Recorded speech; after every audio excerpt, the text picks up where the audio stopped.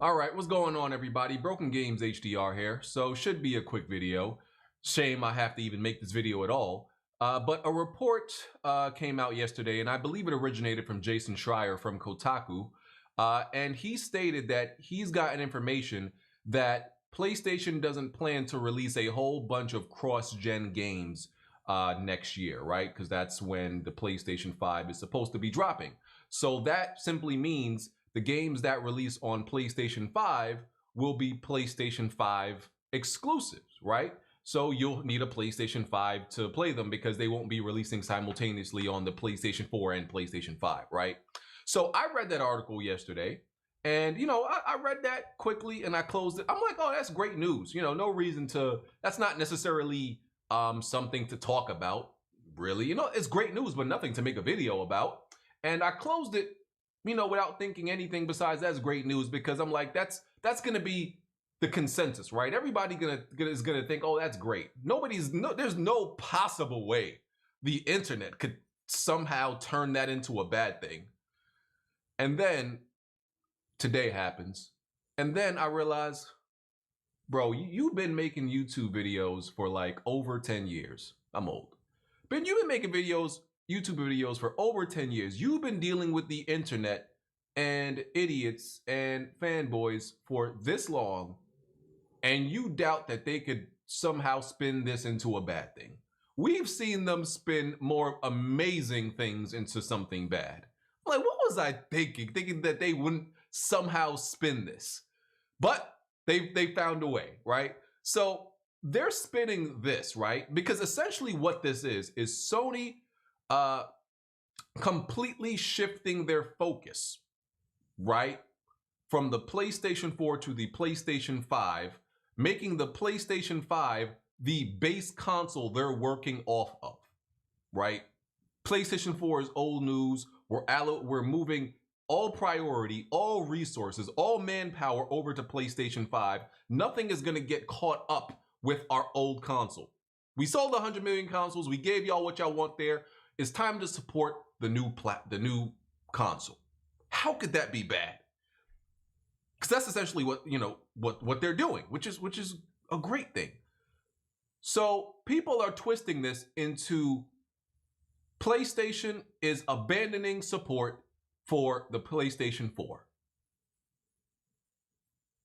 When essentially, at the end of a generation, whether it happens 2 years after the new console comes out or a year, that's essentially what a new generation means. And whether it comes a year after or 2 years after and they abandon it, that's what a new generation is. And the quicker they do it, the better it is for the new console. And I'm sorry, I don't have much sympathy for people. Well, I gotta buy a PlayStation 5 now. Bro, they gave us 7 great years of the PlayStation 4. You can't be mad now that they're moving on to support their next console fully. They gave you 7 years of it. And even with that, they're not completely abandoning the PlayStation 4. I'm sure they'll still be like, you're still going to get like maintenance. You're still going to be able to use the PlayStation 4, right? There's still going to be maintenance. There's still going to be firmware updates. All of that. They never just stop like updates when a new console comes out. That doesn't happen. So there's going to be, as far as maintaining and updating the console with even features and stuff like that, you could probably guess and predict, yeah, those are going to be there. But when it comes to software, our first party titles, bro, we want to give you the best. And cross-generation games can only hold back new IPs, new software, new games. It can only do that. It can't help them. It can't. It doesn't. Because check this out. Here are some examples of some cross-gen games, PS3, PS4, even Xbox 360, Xbox One games, right?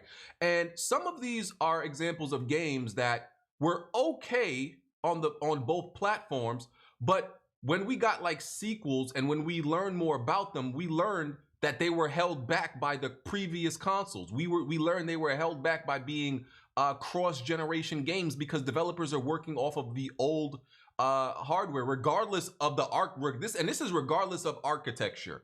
If the base platform, the older console is what they're working off of, it's being held back. Examples of this are Destiny, Watch Dogs, Battlefield 4, definitely, Call of Duty Ghost, absolutely, Assassin's Creed Black Flag, Dragon Age Inquisition, Dying Light, definitely, Evil Within, absolutely, and like I said, the Phantom Pain, and like I said, these weren't terrible versions of these games, but they were clearly held back in several instances that you could notice and that we learned about. So regardless of if some of these cross generation games, the fact of them being cross gen didn't necessarily hurt the newer version of the game, it absolutely doesn't help. It just holds it back. There is no way logically you could just think and say and look at this and think that this is a bad thing. If you think this is a bad thing, I'm gonna be real with you. You're either broke and for some reason, are dreading upgrading, getting a new console for $500. That's some broke boy shit. And if you don't got the money, you don't got the money. Just say that. But you can't act like this is a bad thing. Especially like I said on Twitter, when people upgrade their phones like every year or 2 years for like $700-800 or more, but got a problem buying a console every 7 years to $500 one time, bruh. It doesn't help. And that's a fact. That's undisputed that cross-gen games do not help. Cross-gen games only keep us in the previous generation longer than we should. And when we have new consoles, we don't want to stay in a previous generation. So there's no way anybody with a brain or logic could see this as a bad thing. If you do, you're an idiot, all right? That's all I got to say about this. Let me know what y'all think. I'm out of here. Peace.